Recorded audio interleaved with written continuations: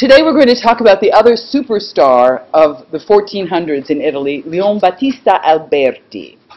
The period of the 1400s, by the way, goes by the word Quattrocento, which means 1400s.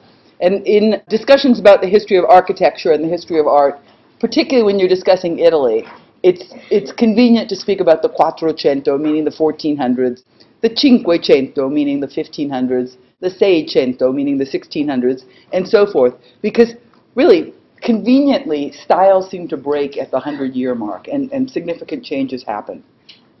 We saw, for example, at the beginning of the Quattrocento, important things like the bronze door competitions were ushering in a new spatial sensibility of the Renaissance, and this new interest in antique form, antique architecture, and a humanist interest in the human body. Alberti is the other big superstar of the Quattrocento, and of course the first big superstar is Brunelleschi, whose work we looked at before. We saw his dome, for example, and we saw a number of his churches. There's one point where Brunelleschi and Alberti come into direct relationship with each other, and that is on the whole problem of mathematizing perspective, understanding how perspective works, not just in a generalized way to get a kind of vague look of what things in the world look like, but in a specific way, to say, this is the mathematics that allows me to take the thing that I'm seeing and plot it on paper. And the drawing we see here is the proof that Brunelleschi performed when he wanted to show the citizens of Florence that this really worked.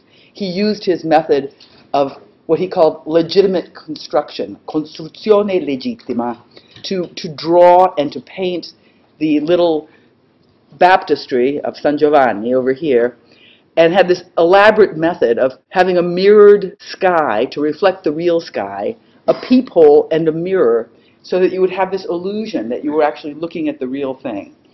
And so Brunelleschi's method was great, but Brunelleschi's method was really just transferred orally to his friends. There was no publication, let's say. There was no formula, even, that had been written down and could be widely transferred. So for a while there, the whole idea of perspective resided solely in Florence. Costruzione legittima of Brunelleschi, which is really not so different from the method used nowadays if you want to construct a perspective. The Trinità by Masaccio is an example of one of the friends of Brunelleschi to whom he explained this method, and here in this painting in the Church of Santa Maria Novella, you see it being used to effective ends. And a thing that I think is really interesting about the Trinity painting is that it's not simply using perspective, but it's also using Roman architecture. This is a barrel vault with coffering. It's got these classical, I think, Ionic column capitals here. There's an attempt to get it right, but if you look at the proportions that Masaccio is using on his little barrel vaulted arch, they're pretty slender. His sensibility is really close to the sensibility that we saw Brunelleschi using in projects like the Ospedale, the orphanage project, where there's an attempt to recover and reclaim for contemporary use elements from ancient architecture, but the sensibility is still too slender, too Gothic, too spindly. Now, even the method of putting together this arcade at the orphanage is a kind of Gothic, or let's say Romanesque idea. In antiquity, you would not have a running course of arches over columns. You would have them over piers. But here, he favors this more delicate sensibility, and you see that kind of delicacy here, too. The proportions are all wrong in the width to height ratio of the columns.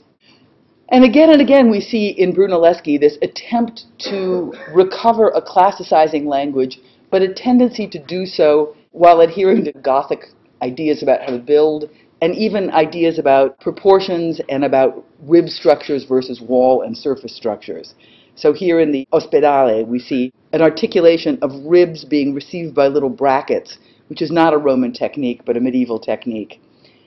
And here in the Church of San Lorenzo, Brunelleschi is able to be more thoroughgoing in his idea about the plan. In what way does this plan represent a kind of Renaissance sensibility? All we see right now is no facade at all and a plan. But the plan tells us something about a Renaissance sensibility. And what is that? Yes, sir? It's all based on a square module. Well, who cares about squares? Why do they care about squares? Did you say because of Plato? Yeah, well, that's okay then. Because of Plato, because geometry confers a kind of legitimacy on things. It's a truth, it's a divine truth, it's a microcosmic reflection of divine order. And so to organize a church based on this really great module of the square means that you're automatically conferring a kind of meaning to your church that goes beyond your taste and goes beyond the particular project at hand, but connects to what people in the Renaissance would have thought were absolute truths, truths of the universe. And it's not just the square that he's using, but it's also the ratios among the squares. He's putting together a proportional system. It's not just, squares popping out all over, but it's a method of composing the squares that's driven by an attempt to get a kind of arithmetic proportion going throughout. And why would we care about proportion? Who cares about proportion? Why is that important in the Renaissance? Yes? Proportion is sort of a direct contemplation of God, or proportion is also a kind of microcosmic reflection of divine order. There's this whole concept of the harmony of the spheres, the distance between planetary orbs, and the lengths of strings used to make a harmony, and the spatial lengths used to proportion a room are all interrelated and all revelatory of something that really transcends subjective taste, or at least so people thought. So when we look at the Church of San Lorenzo here, you can see that there is a thoroughgoing attempt to lock everything into this proportional system.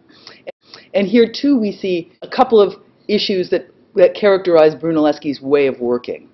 One, this desire to articulate really, really clearly. And what do I mean by articulation? What does articulation mean? Okay, there are arches there, but how are they articulated? It's one thing to say there are arches, and sorry? Okay, they're slender. Who would like to add to that? Yes? It's mirrored in the back. Okay, how is that articulating it? Okay, we can see arches clarifying the dimension of the column in the arch part. I guess when I'm saying articulation, I'll give you an example using speech, because you've probably heard people say, that's an articulate person, or that's not an articulate person. So this is going to be an example of being not articulate. Be inarticulate for me, Justin.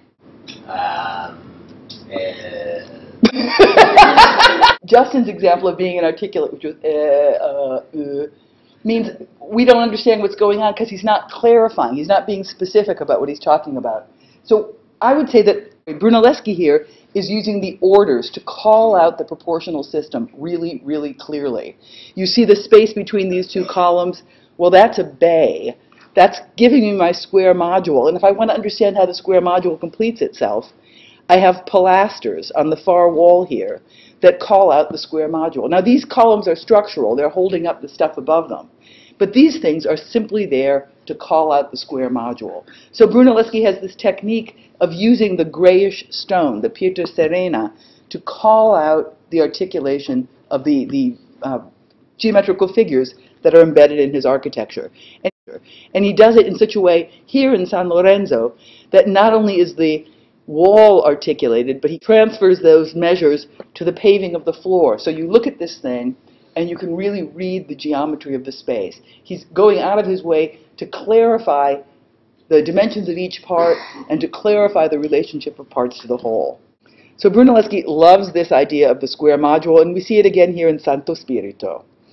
And we see here the little Pazzi chapel that we looked at before, where again he's making a huge effort to articulate the parts and to articulate and make clear the relationships of parts to the whole, not simply by using these flattened pilasters to parse out the space, but by really making it three-dimensional with the paving and with the kinds of elements that happen up above in the vault.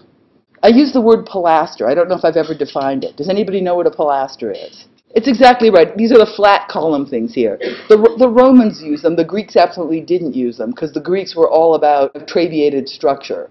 But when you're doing a wall architecture and you want to still have the kind of rhythm that you would get from a columnar structure, or you want to simply break down the whole into interrelated parts, pilasters come in pretty handy. So they are like the orders. They have column capital, but flattened ones that respond to the orders in the three-dimensional sense.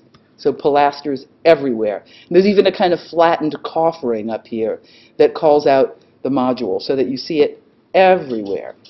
Another thing we looked at when we looked at Brunelleschi was that he was interested in classicism, interested in antiquity, so much so that he went off to the Roman Fora and spent a good deal of time there sketching and studying.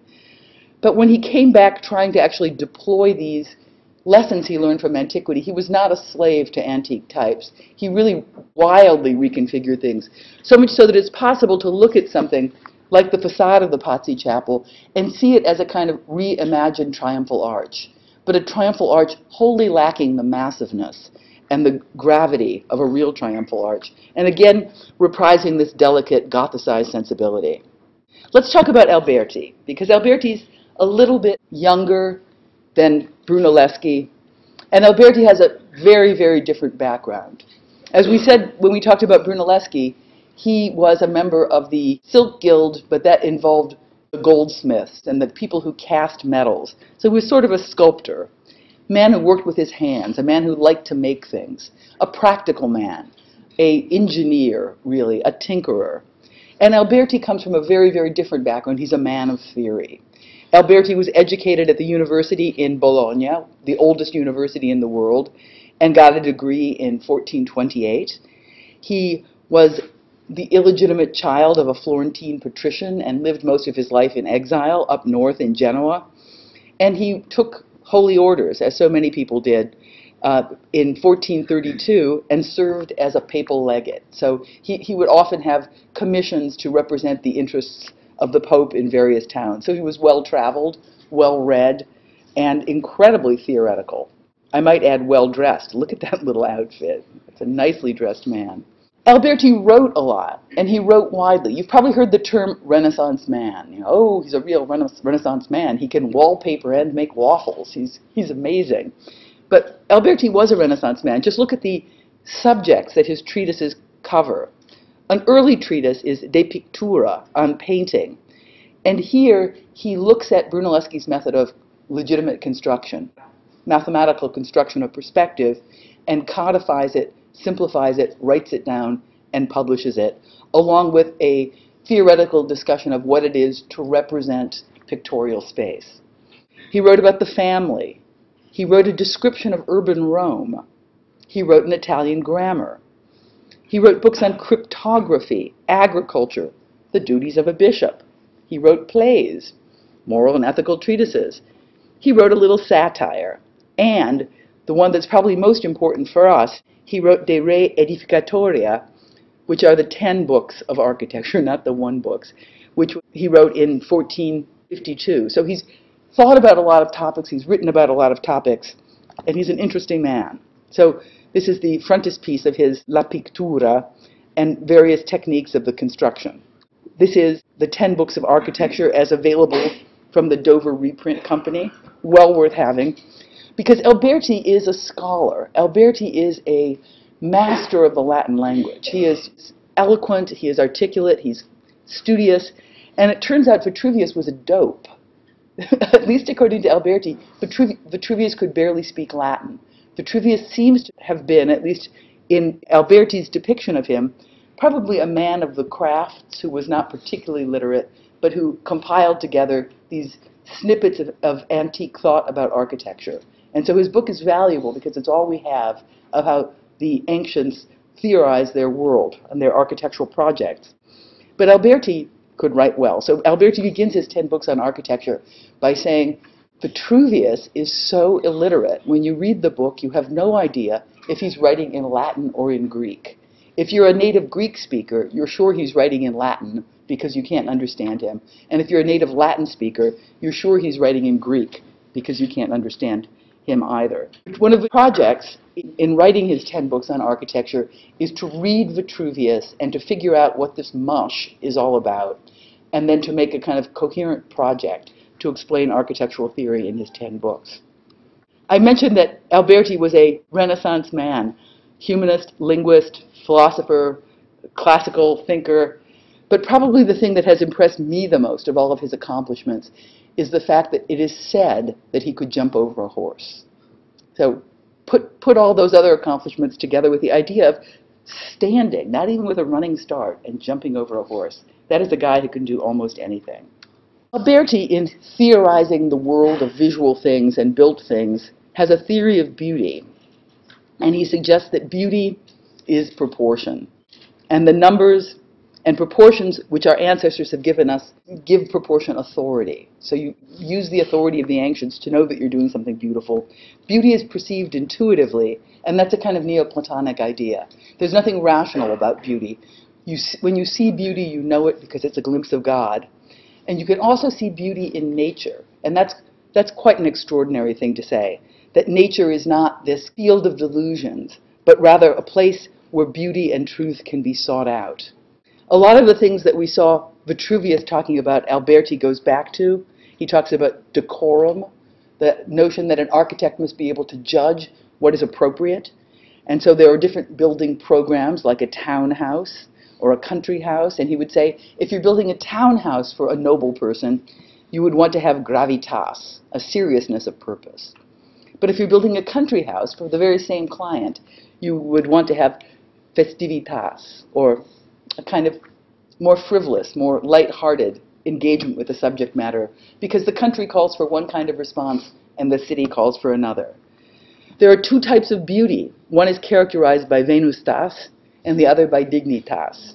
Venustas is feminine, dignitas is masculine, and you might say, if you were doing the townhouse and you wanted to have gravitas, this seriousness of purpose, you might go for dignitas, and if you're doing the country house, where you want to have this more lighthearted quality, you might go for venustas. And the architect has to have sound judgment and know what is appropriate. This whole business of proportion that Alberti extols in his treatise and tries to deploy in his work has a number of different constellations. And if you read the Wittkower text, Wittkower is very thorough about explaining how these proportioning systems work and how they transform from the Quattrocento into the Cinquecento, into the work in the 1500s. Essentially, there are three different kinds of proportional means. And a mean is a relationship between extremes. For example, in an arithmetic mean, which is the easiest thing, you have three terms, A, B, C, and A minus B equals C minus B. So these are little things out of Wittkower. 2 minus 1 equals 3 minus 2. It's 1 on both sides. And essentially, that's just a really complex way of saying the arithmetic mean is modular. The arithmetic mean has to do with the simple addition of like units. So when we saw something like the Brunelleschi churches, the San Lorenzo, the Santo Spirito, those are organized by the arithmetic mean. The geometric mean gets to be trickier. And again, you have your three terms, A, B, C. And the mean is the relationship of the extremes. A proportioning system that relates three terms so that the relationship of the middle term to the extremes is A is to B as B is to C. 4 is to 6 equals 2/3. 6 is to 9 equals 2/3. So that is a arithmetic mean. It's not as straightforward as a simple adding of modules. The most complex method of proportioning embraced by Renaissance theory is the harmonic mean. It's the most complex mathematically, but probably the most potent, because the harmonic mean is the one that gives you the truest ability to mirror the harmony of the spheres, the divine order that organizes the cosmos, organizes music, and organizes beauty. So it's a proportioning system that relates three terms so that the relationship of the middle term to the extremes is the quantity B minus A over A equals the quantity C minus B over C, as in 6 to 8 to 12. Got it? Work it out. Read the Wittkower. And here again is that image of the harmony of the spheres that we talked about before, which reinforces the notion that proportion is not simply there to make things look good, but that proportion confers meaning. Proportion is revelatory of divine order, and the more you can embody those kinds of relationships microcosmically in a design project on Earth, the more potent the meaning will be. In the 10 books on architecture, Alberti goes on and on and on about ideal churches, the design for the ideal church, and he has a pretty great idea about what that would be, the circle. Go for it. The circle is the best possible form for a number of reasons. It's preferred by nature. And he goes through these kind of strange ideas about things that are perfect in nature and circular. Like you cut a tree, and you cut through the trunk of a tree. What do you get? You get a circle. Perfect. You look up the moon. What do you get? you get a circle. So everywhere you look in nature, you get a circle. And the circle also has this Neoplatonic connection to the figure of the cosmos. It's mathematically describable, and you find it in nature. And so he lists 9 geometrical figures that would be good church plan types. Of course, the circle being the best, but all of these figures are determined by the circle. So there are things like the hexagon or the octagon or ratios of the circle. There are developments from the square, and he also cites antique precedent. The circle is not simply something you find in nature. It's not simply something you find in mathematics, but you also have these Roman examples, things like the Pantheon. And he uses some early Christian examples like Santo Stefano Rotondo and Santa Costanza. And this is Alberti really elaborating on the theories performed by Vitruvius, because Vitruvius doesn't mention centralized plans. Vitruvius is much, much more interested in the nuts and bolts assemblage of snippets rather than a comprehensive vision of architecture. And Alberti, because he's so interested in centralized plans, does not recommend basilicas. He thinks that the temple is the seat of divine justice, and the basilica is the seat of human justice. So if you have a basilican plan, you're breaching decorum in his mind. The decorum would say you have a holy building type for holy activities and a civic building type like a basilica for civic activities. And this is quite different than everything that had been done from the fall of Rome to the time of Alberti, because the basilica, the longitudinal Latin cross plan, had become the dominant church plan because it was so well equipped to accommodate the kinds of processions, the relationship between the clergy and the congregation, and so forth. So in spite of the fact that Alberti does not recommend basilicas, he's going to be building basilicas because everybody wants basilicas. It's the kind of church that works. This notion of the ideal centralized church is an ideal dream that pervades the thinking of Renaissance thinkers and even thinkers into the Seicento, into the Baroque period.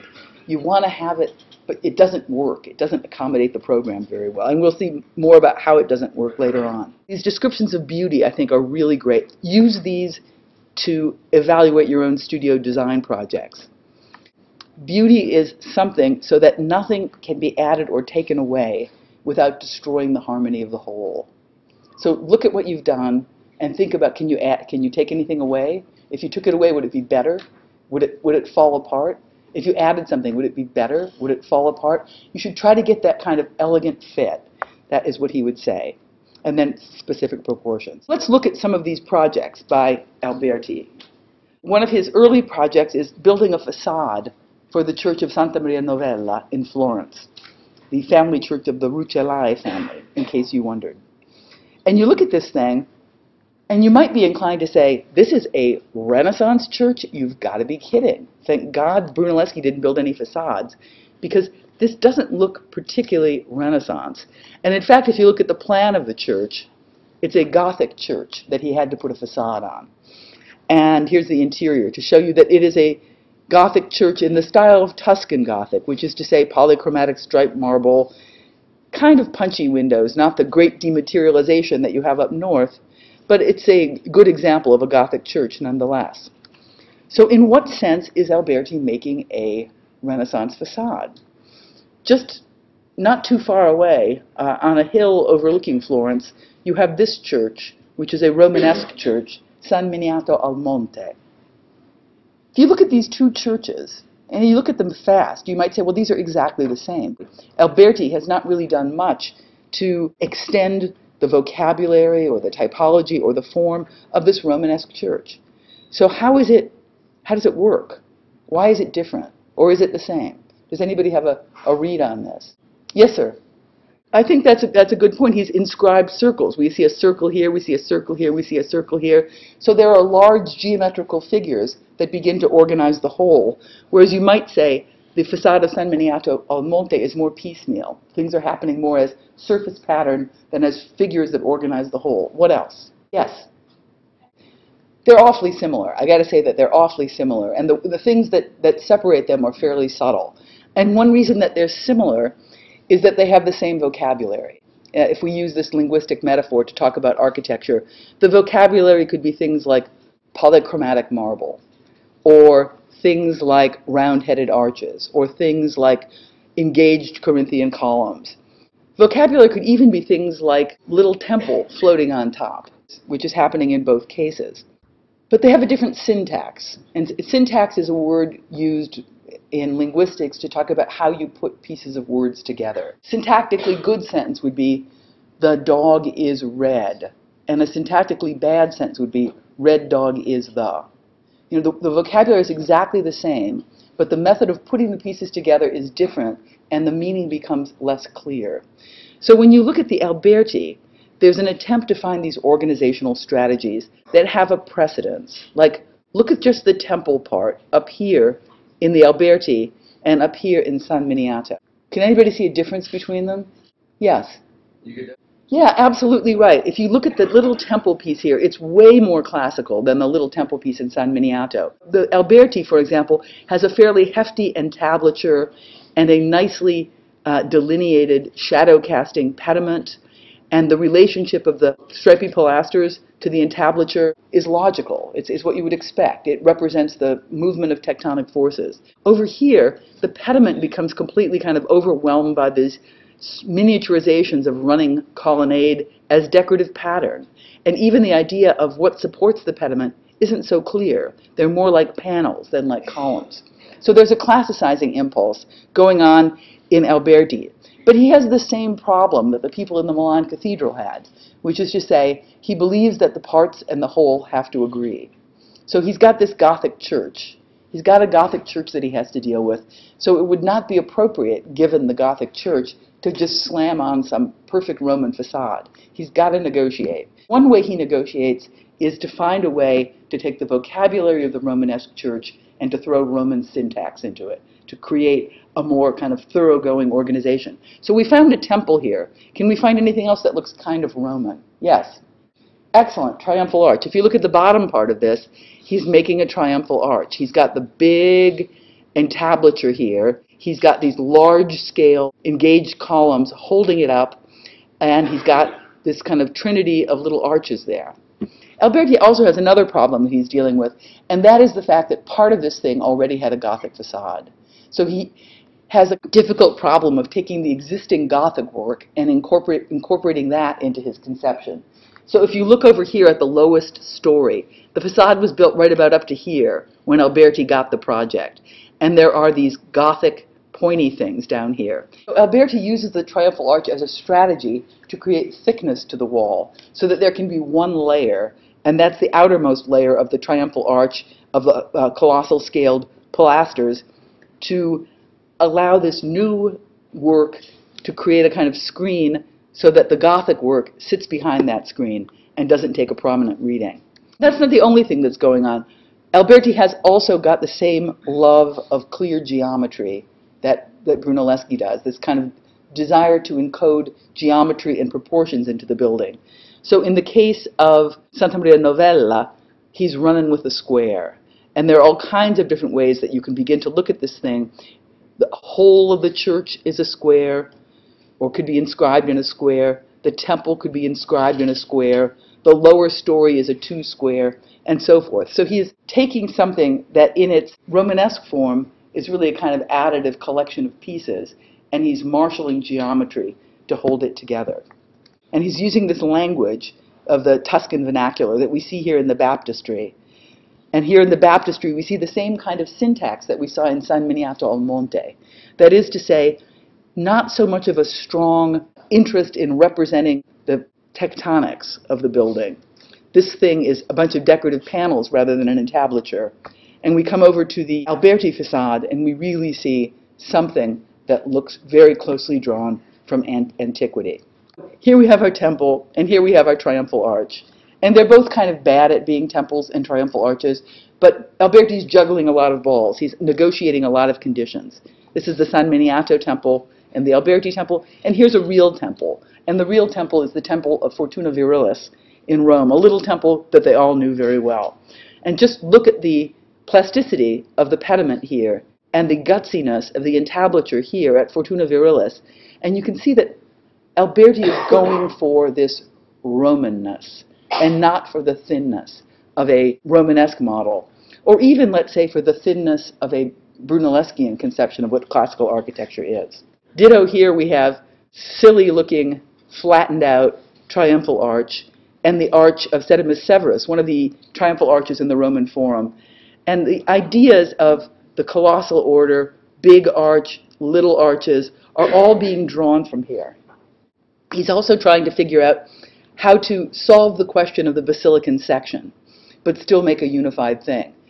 So he introduces this motif of the scroll, this kind of curlicue scroll, to connect them together. And it's a classical element also. We know of the volute, the curlicue thing that we have on the Ionic column capital, and he sort of unrolls an Ionic column capital to connect the temple piece to the triumphal arch piece.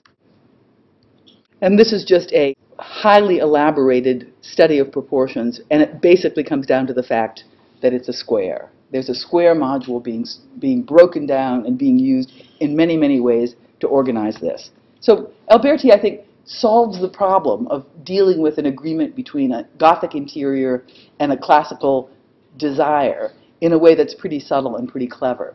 But if you were to look at the church, you would have to say, it doesn't look so classical. It pretty much looks still like a fairly thin facade.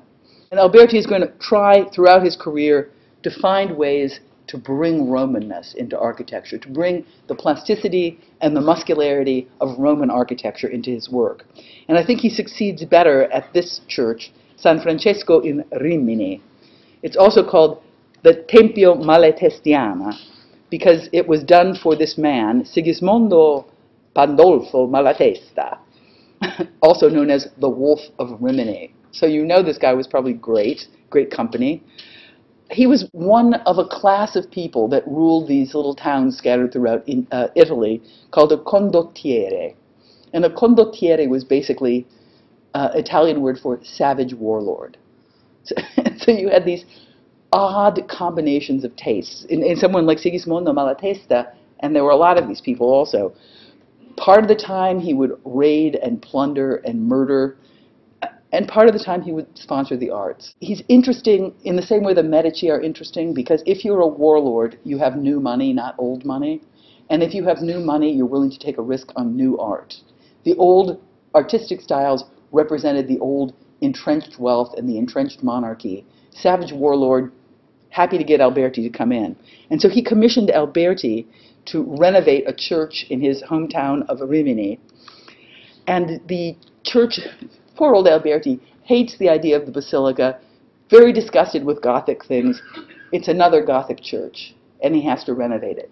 And here, the project is more thoroughgoing. It is to really not simply give it a facade, but to wrap the church in a new kind of envelope and to insert a dome, a pantheonic dome, into the church. And it didn't quite get finished. Malatesta wanted to have this be the final resting place for himself and his beloved mistress. Malatesta had a wife, but she was not coming into this church. She could be buried somewhere else. But this was to be for Malatesta and his mistress. And the minute Malatesta died, work stopped on this, because savage warlords don't have that many friends that want to keep their legacy going. But look at this. Just compare it even to Santa Maria Novella. It's a pretty great-looking church.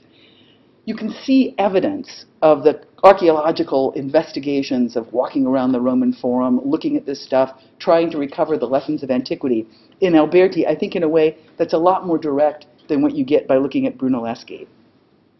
Plasticity, thickness and depth of the wall, you really see here. But again, he's got the same problem, and the problem is agreement of parts to the whole. You cannot lie. You cannot simply slap a Renaissance facade on a Gothic building. You have to somehow find a way of reconciling the two, or you break one of these principles, the principle of conquincitas, agreement of parts to the whole. And so he does this really by this thick, thick wall. You can see the depth of the wall along the sides. You can also see the depth of the wall along the portal. So there's this thick Renaissance wall, and it's carved away to reveal a kind of Gothic surface behind it. So there's this kind of incredibly clever double play. And if you look at this facade, how would you describe the Roman type or types that he's using to try to organize it?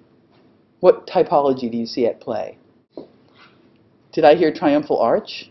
Because it's sort of a big triumphal arch, and it's also sort of a temple.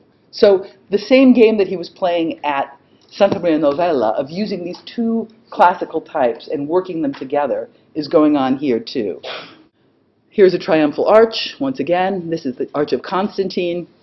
And this triumphal arch, interestingly enough, is a Roman triumphal arch in the town of Rimini, not so very far, like half a kilometer away from where the church actually is located. And I think the fact that this triumphal arch has a pediment begins to authorize part of the project that he has here of putting a big old pediment on. But what I love about the Tempio Malatestiano, and let me say it's my favorite Alberti church, is the thickness of the wall. This is, I think, more Roman than simply playing with proportions, but playing with the ability of a building to begin to reveal its qualities in strong southern light. Here's the Basilica of Constantine and Maxentius in Rome, these huge arches. And it's as if he's looking at that example in defining the side elevation of the Tempio Malatestiano. This is the moment where the Roman wrapper carves away at the portal and reveals this Gothic stuff. And here is a drawing analyzing the proportions. And once again, Alberti is using geometry as a way of reining it all in. We have these given conditions of the Gothic church. He corrects the proportions by the thickened wrapper, and everything is locked into this kind of play of the square.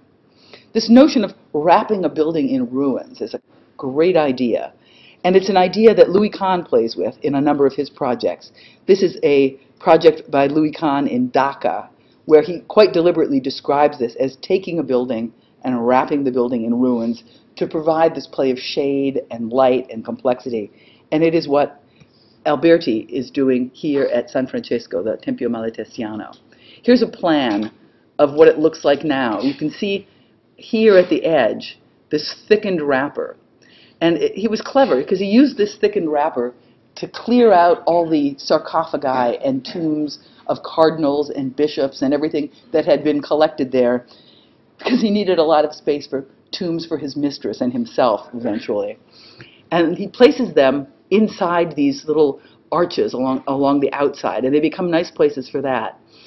In his original conception of the building, there would have been this dome. This is a metal that was struck to show you the elevation of what he was hoping to have. And had that dome been placed there, it would have been really one of the most extraordinary domes built during the Renaissance. One of the most ambitious and extraordinary domes didn't get built. Tragedy. And this is what you see when you walk along the side of the church. You see these Gothic windows sheltered by this thick, thick Roman arch with a little dead cardinal in between. So Alberti's most famous church, and probably his most perfect church, or the one that most perfectly reflects a thorough development of interior and exterior space, is the Church of San Andrea in Mantua.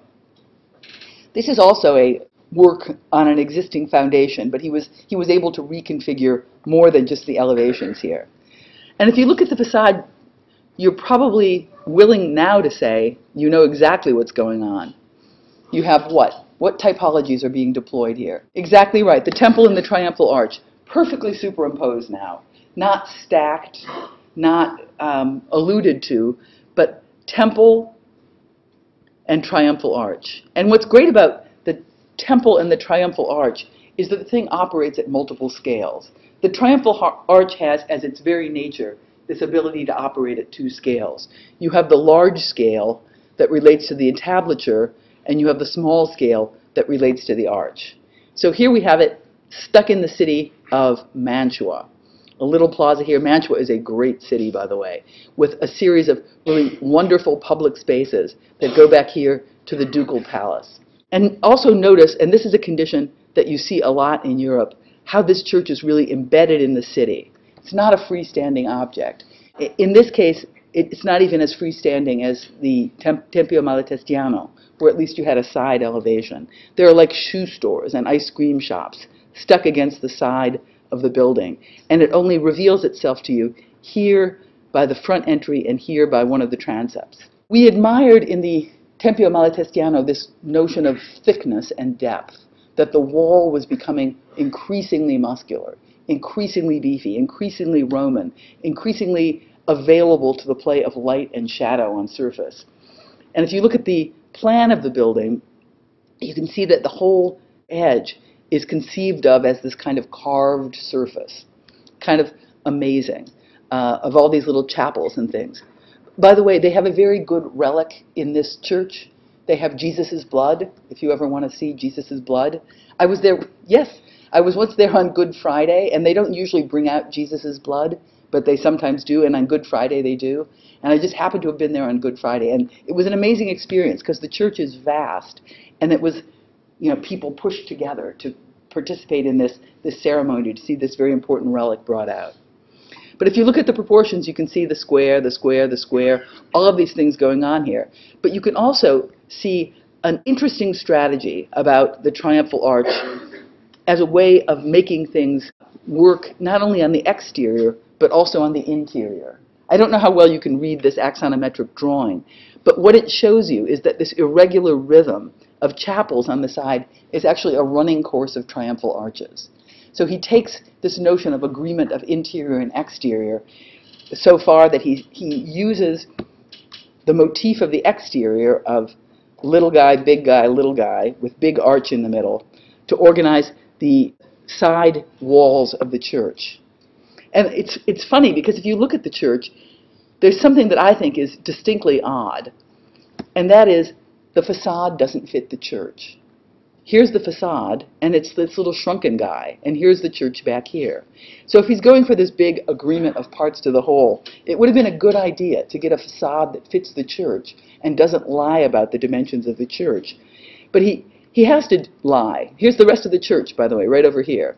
And one reason he has to lie is he's going for the proportions of the whole, and he wants to have the proportions of the exterior facade commensurate with the proportions of the interior running triumphal arch band. And so by shrinking it down a little bit, he's able to make the measure on the front facade revelatory of the measure on the side facades. There are all kinds of clever things going on. Also, the church has a rose window, because remember, Alberti is dealing with an existing fabric. He's restructuring it, but the priests don't want the rose window knocked down. So where are you going to put the rose window? It's a big problem. Here it is. He built this little house, this little hut on the roof that shelters the rose window. And that's kind of funny. He certainly doesn't want a rose window slamming through the building. He had to deal with that at Santa Maria Novella, and it made it hard to get everything to work because it was such a powerful figure. So here it's up high. This thing is just sitting quite low against the volume of the church. And if you look at it, it almost looks like a section through the Pantheon, if you look at the little covering that he put to disguise the rose window. So there's a strong interest in collecting together and recombining different elements from classical antiquity in playful new ways. This is the space of the entryway. And again, that little facade is not paper thin like in Santa Maria Novella. It's got depth. It's got real spatial qualities. And it's the three-dimensionalization of the barrel vault, the little rounded bay cutting through the larger rounded bay. And when we enter the church, we find the same strategy going on in here. This is the little piece of the nave wall of running course of triumphal arches that you can see over here. Fabulous. One more thing about this that I think is kind of interesting is that we began by saying that Brunelleschi talked to Masaccio about perspective. And everybody in Florence was talking about recovering the language of classical antiquity. How can we do it? What's possible? And Masaccio paints this painting of the Trinity, of the barrel vault, with the large order, as if it's an element within a triumphal arch. And when Alberti builds his church, and you can't see it very well here, he more or less rebuilds the image painted by Masaccio. So there's this interesting back and forth game between the arts, between art and architecture, art and architecture. Every conquest in pictorial space made by the painters comes back and is adopted and incorporated into the architectural designs. Things get more complex and more interesting really fast. There's one more little church in Mantua by Alberti, but I'm just showing you that it's also got good proportions and it relates to antiquity, but it's not as important as the other ones. So next time we will talk about other things.